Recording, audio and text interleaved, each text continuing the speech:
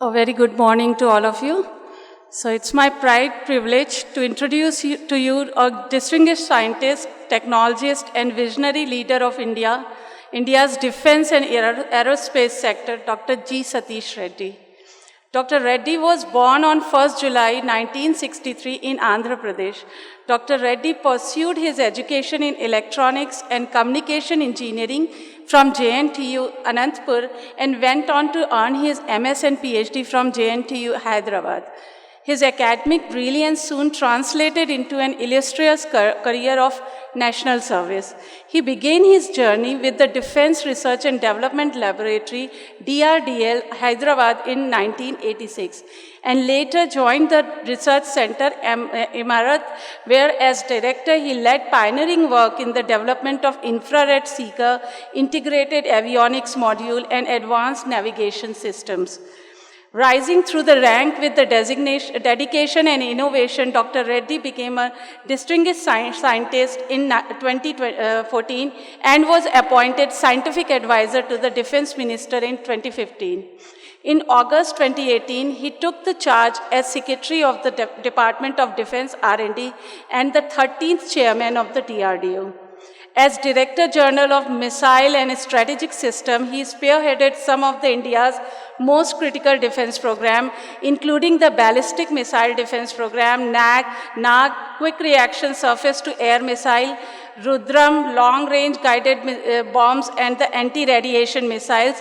He played a central role in Mission Shakti, India's first successful anti-satellite missile test, a historic milestone that placed India among a select group of nations with such capability. He also contributed to the development of cutting-edge systems like ATGS high-tech artillery gun system developed by the DRDO and the world's longest range gun, smart airfield weapons, missile-assisted torpedo release system, and smart bombs. As scientific advisor to the Defense Minister, he guided development of major program on missile and strategic systems. Dr. Reddy's leadership and as chairman, DRDO play a crucial role in the India's fight against the COVID-19 by establishing many temporary hospitals. One such hospital was established in the BHU premises, and the ventilators and many indigenous products. For his outstanding contribution, Dr. Reddy has been recognized globally, and he is a Fellow of Royal Aeronautical Society, London, and recipient of several prestigious honors, including the AIAA Missile System Award, the National System Gold Medal, the National Design Award, the IEEE Award for Engineering Excellence, the Homi Jahangir Bhabha Gold Medal, and also named among the 100 Asian scientists in 2017. There is a saying in his fraternity, among the DRDO fraternity, as that he never sleeps. He always awake and pushing boundaries. So beyond his technical brilliance, Dr. Satheesh Reddy embodies the spirit of innovation, leadership, and service to the nation. His work has not only strengthened India's defense capability, but has also inspired a generation of scientists and engineers to push the boundaries of technology. Please join me in warmly welcoming Dr. G. Satheesh Reddy. Namaskar. Very good morning. Director IIT BHU, Professor Amit Patra. Today's guest of honor, Sri Mayur Maheshwari ji, the CEO of Uttar Pradesh State Industrial Development Authority, Professor Rajesh Kumar, Professor Mukhopadhyay, Professor Devendra Singh, Professor Abha, Srivatso ji, and the deans, professors, all the entire faculty, and the students of IIT BHU. Once again, namaskar to you and my best wishes to you on the Teachers' Day. Let me pay my rich tributes to Pandit Madan Mohan Malviya, the man responsible for everything happening here in this campus today, the most respected person whom we have been taught in our younger days about him, his journey. And also We are celebrating the Teachers' Day today on the birth anniversary of Sarvepalli Radhakrishna, who was an eminent person, academician, diplomat. Then, of course, he was the Vice President of India and President of India. And he was the Vice Chancellor of Andhra University. Then he came to BHU as Vice Chancellor here, served as Vice Chancellor. Then he has been picked up to be the Indian Ambassador to Russia, and then came back as Vice President of India for about 10 years, and then he became the President of India. So, such a renowned man, his knowledge, academician, Government of India decided on his birth anniversary, it is the Teachers' Day, what we all celebrate. And I am also very happy that his ancestral village, what happens to be Sarvepalli, is nearby my village, is about probably 20 kilometers or so from my village. And so I am very happy for that also, that director has invited me to be here on this occasion in this prestigious campus here at IIT BHU. In fact, I have come earlier a couple of times, but today is a very special occasion. Thank you very much for that.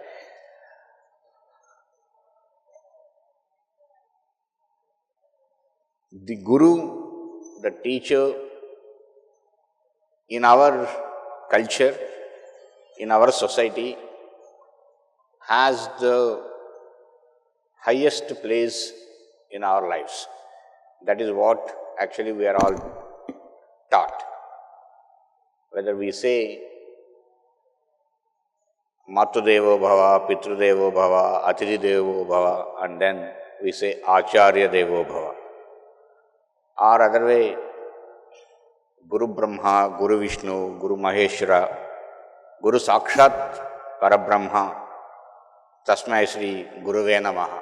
So we say Sakshat Parabrahma.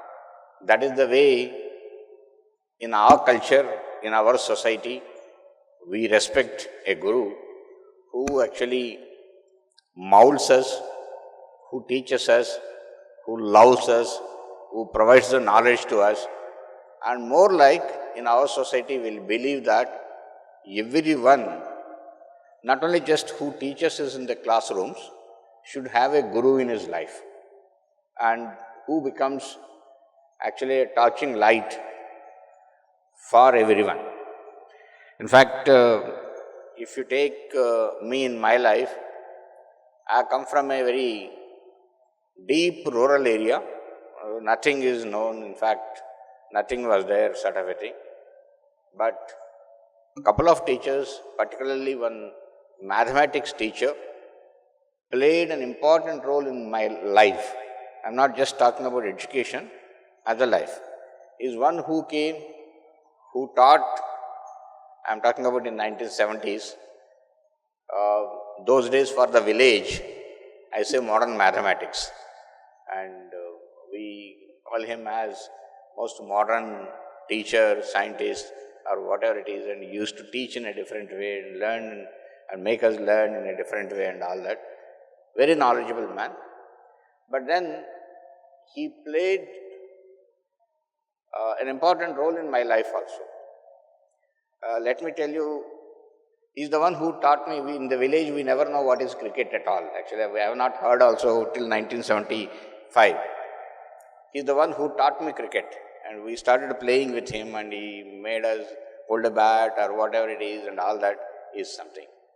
Then he is also fond of going to movies, and that too he has got a favorite hero in Telugu like Dharmendra or Amitabh Bachchan or something like that. There Telugu mein N.T. Ramarao or Akkineni Nageswara sort of a thing used to be there. He is fan of one of those Akkineni Nageswara. So he likes to see the first day morning show movie.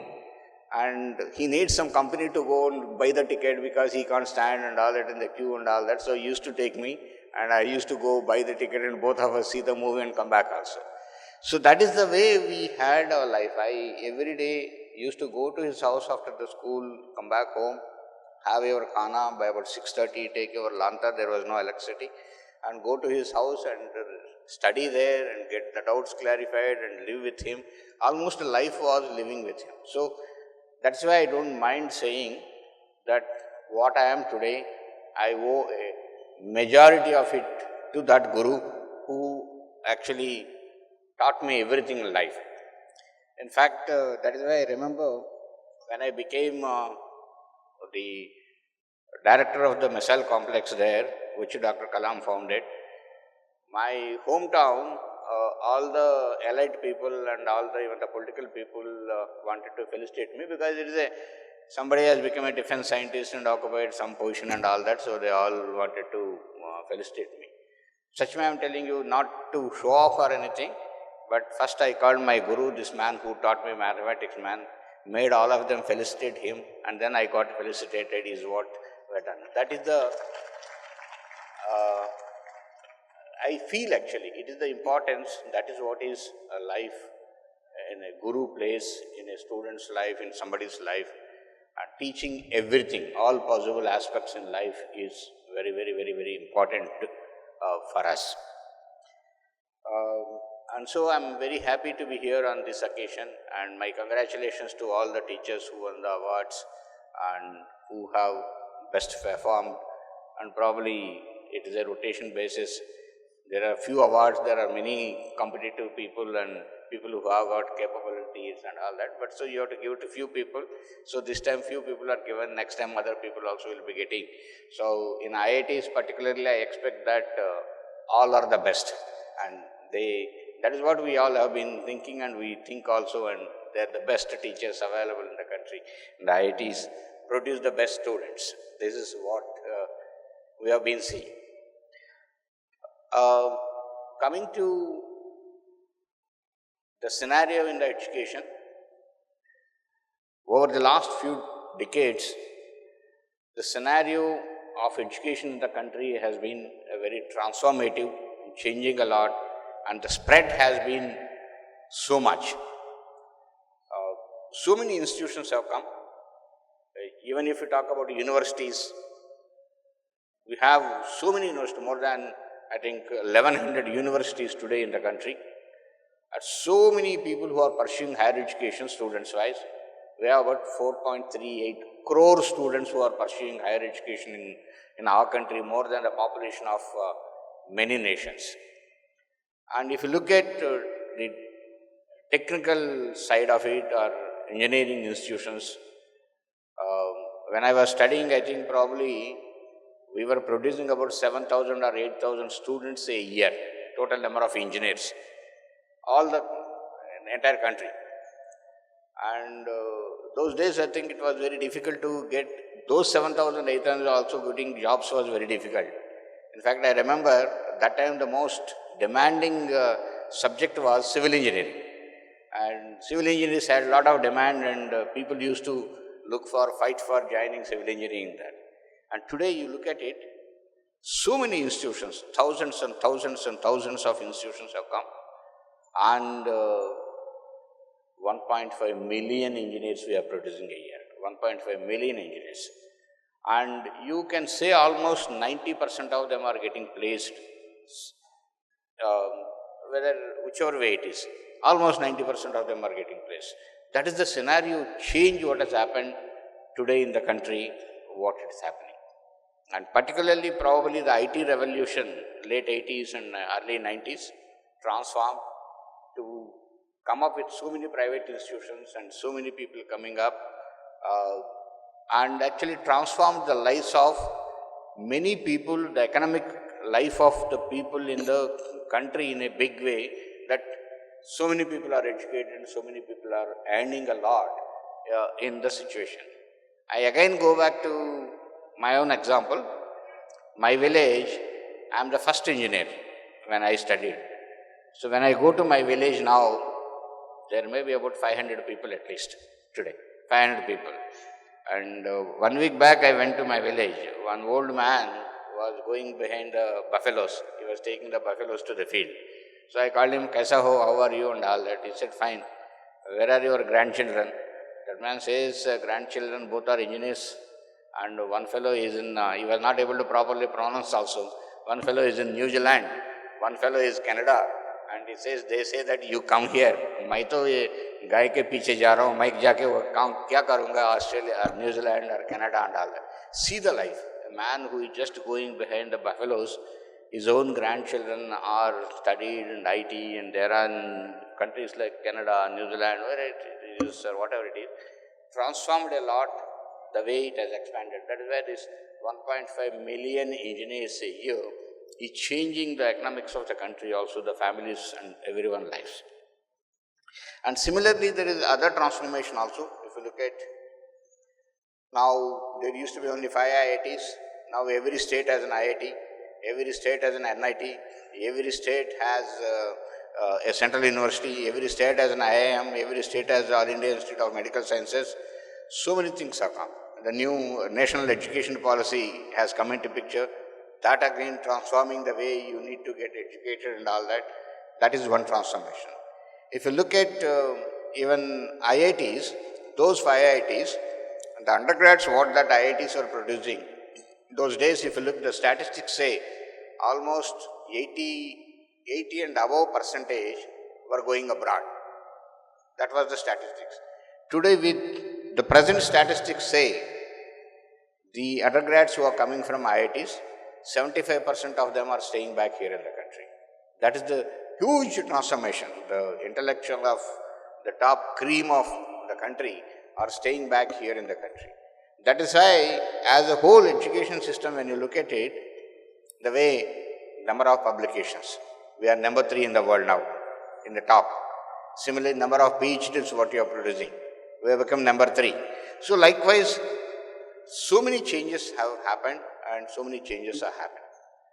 And one more, I feel the revolution what is happening is, if you look at, like IT revolution what has happened, if you look at the number of startups which have come up in the country, the innovations, the way it is happening. Every institute or every university has an incubation center and trying to promote innovations and make ease of working for the youngsters who are coming out of the colleges, made it ease. And there are lots of schemes which have come up in the government which are supporting the innovations in a big way, fundings in a big way, which is transformed again.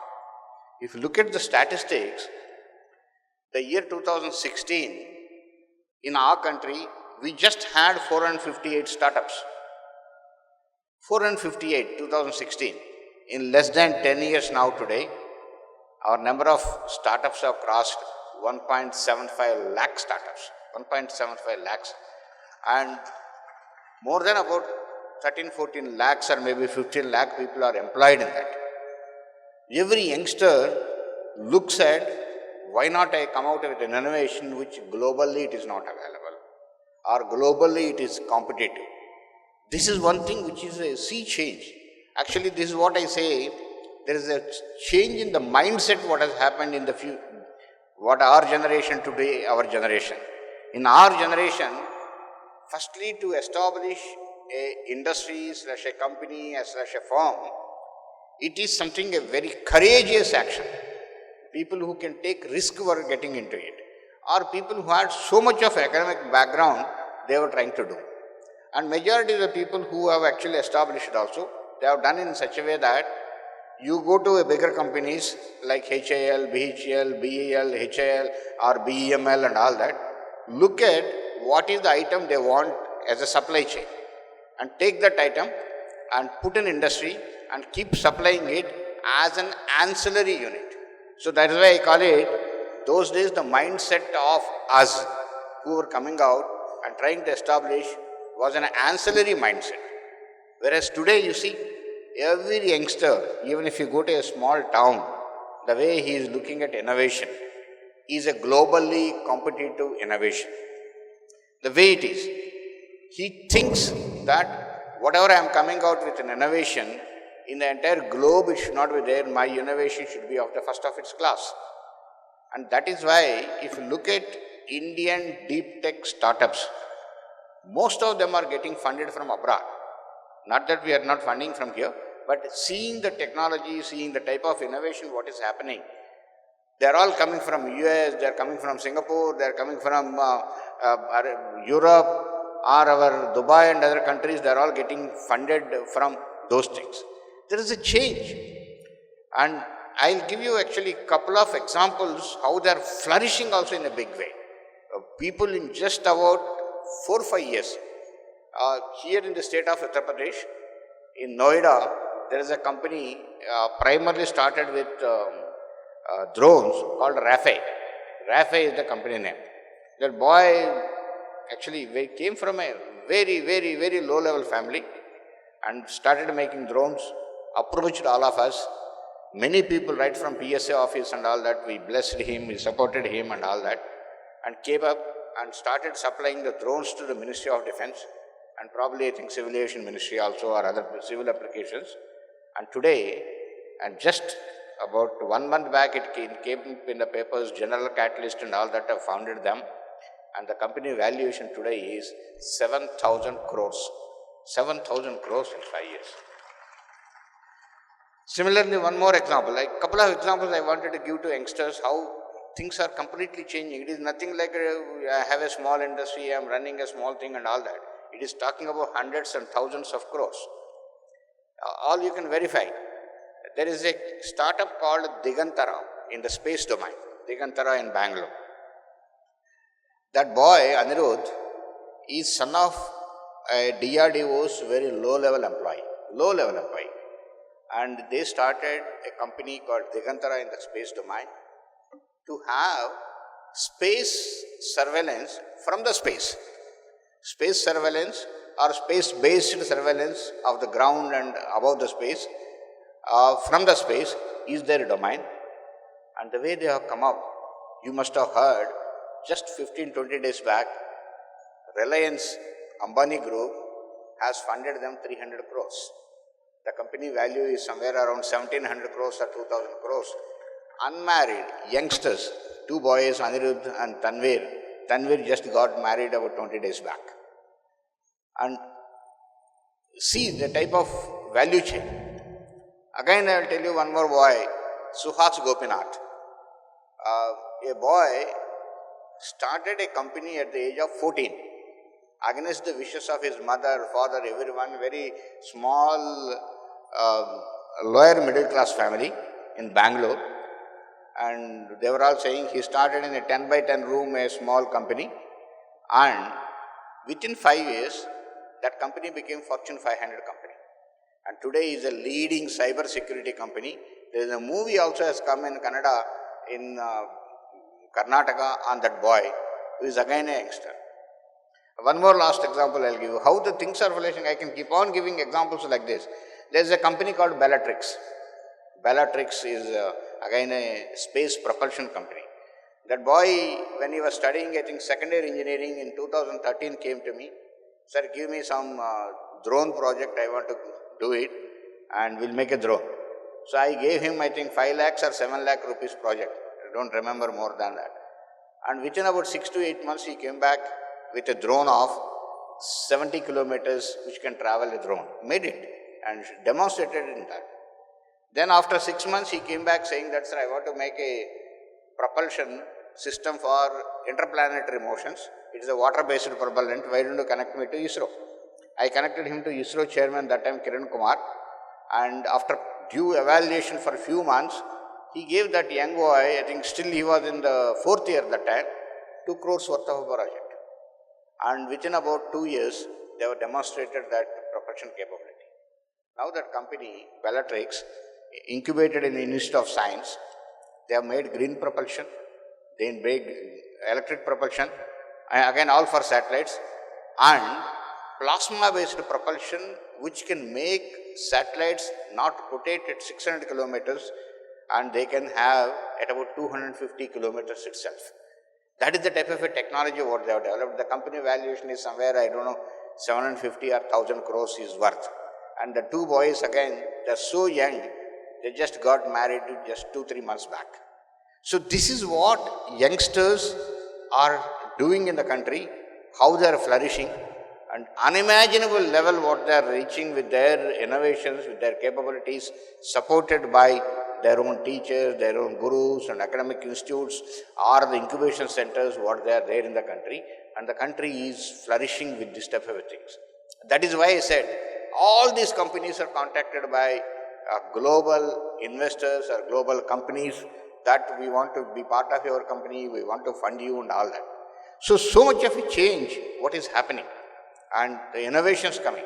The type of innovations which have come out in the defense domain also are enormous by the youngsters. I want to just tell you, the role of the youngsters, the role of innovations in Operation Sindoor was also enormous. A lot of things are done. That is why so much of indigenous weapons, whether DRDO developed or youngsters who have come out with drone, anti-drone technologies, drone-based systems, drone-based weapons, drone-based surveillance, anti-drone systems, and then all other systems. That is how this war, Operation Sindoor, we could do so well and said that this is the war we fought with indigenous weapons and this is the war what we fought with Atmanirbhar Bharata, and saying that we could protect our country and destroy everything what was coming into our country is by all these technologies which have been developed. Flourishing, technologically things are flourishing like anything. You see, this Operation Sindoor itself is one testimony. See, we don't have to get into any details. We could attack the terrorist camps, we could attack their bunkers, we could attack their complete air defense system, we could attack their airports, we could attack again their own installations. There is nothing this side attack. Here and there some stray drones which have come here into the country as they were launching hundreds of them. Otherwise nothing. So you had such a offensive, critical, capable, high accuracy systems. At the same time, air defense. You ask for a drone, you have anti-drone systems, whether varieties of anti-drone systems, anti-UAVs, anti-helicopters, anti-aircrafts, anti-missile systems which have been deployed, which almost all have been made indigenously here in the country, could be put, and the world was surprised. Even our own country, we only know what is Iron Dome. We only have been hearing that. Whereas the country has shown that nothing is allowed. Whatever the hundreds and hundreds of them what they were trying to pump in, nothing could come here.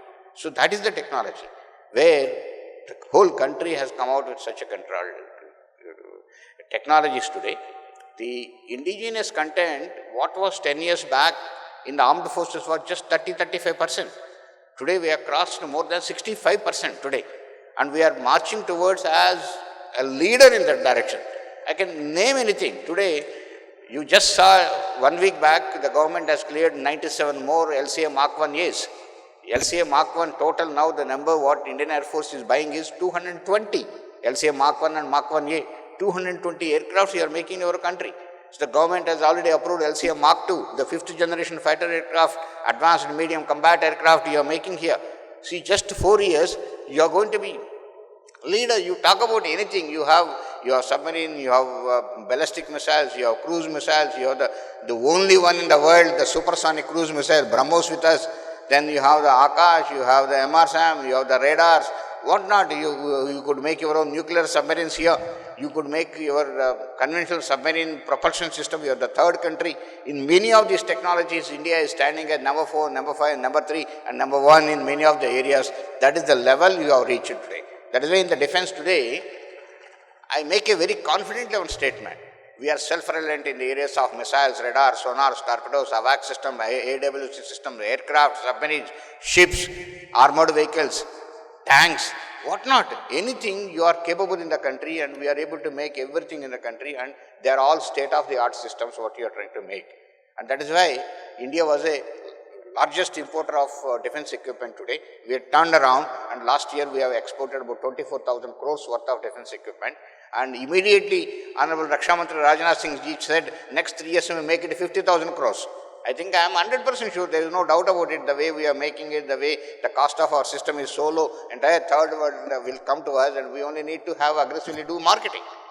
And last year budget mein, what was 1.75 lakh crores of defense capital budget, In the indigenously produced in that was 1.25 lakh crores.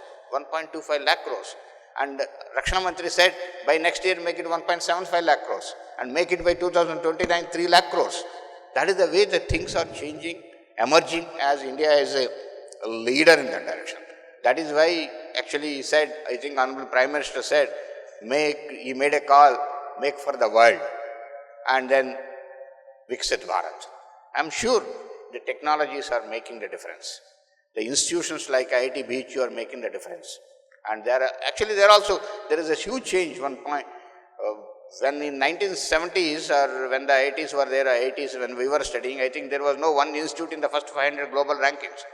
And then 2 institutes came in the 350 or 400 rankings. So now there are many institutions which have come and which are fighting now to get into the first 100 rankings, and we are trying to improve our rankings. This is where the change is coming. So what is important is, we said that innovations and research and innovations. What innovations will come out?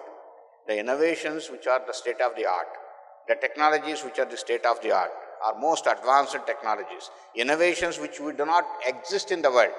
Try to make that India as first country to come out. In fact, I'll tell you the story how BrahMos has come out. We have to learn from Dr. Kalam, the great man, when we were making Akash, Prithvi, Agni and all that. So whenever you launch a Prithvi or whenever you launch Agni or whenever you launch Akash missile, you are becoming one of the 5th nation, 6th nation in the world. India has joined the club of 6 nations, and India also launched a missile like this. So after 3-4 years, you said, hey, funny guys, what is this? Every time you have become 6th nation, 7th nation, I want to see you as the 1st nation. So that is where the work started, and collaborated with Russia. It is a real technological collaboration. Lots of things have gone from India into the BrahMos. Majority of the things have gone into BrahMos from Indian side. And when it was tested from Indian soil, the BrahMos missile, making the dream of Dr. Kalam a reality, it was the only supersonic cruise missile in the entire world, and even today. That is the thing. And that is what is made. So that type of spirit is required, what I am coming out with the research outcomes or innovation outcomes, that I am the first in the world, and then only India can flourish. Technology is the one which can make India prosperous today. And so that means we have to come out with the technological outcomes which are more advanced in nature, more advanced research-based products, the technologies which you have to come out, and then the world looks at India naturally. And so that is all in your hands, both the gurus and also research and innovation by youngsters, supported, guided by the teachers. And today, even teachers also have startups today, and it is what we need to come out with that. And that is actually resolves many of our employment issues also. Today, like this 1.75 lakh startups have given so much of jobs to so many people, and country is flourishing. That is what is required. So I am sure that the very prestigious IIT BHU will be able to contribute a lot in this direction, and particularly having from our area defense corridor in UP. I wish that IIT BHU also contributes a lot in that direction with the industries what are there, with the DRDO establishments in Lucknow. I wish IIT BHU will be able to collaborate and make the country's defenses are much stronger and much advanced. So on the occasion of again Teachers' Day, once again my pranams and wishes to the teachers who are here, and my best wishes on the Research and Innovation Day to the entire youngsters. I wish that they are also here, who are all there here, they also come out with innovations, making themselves more than 500 crores, 600 crores, 1000 crores by the time you get married. Thank you very much. Jai Hind.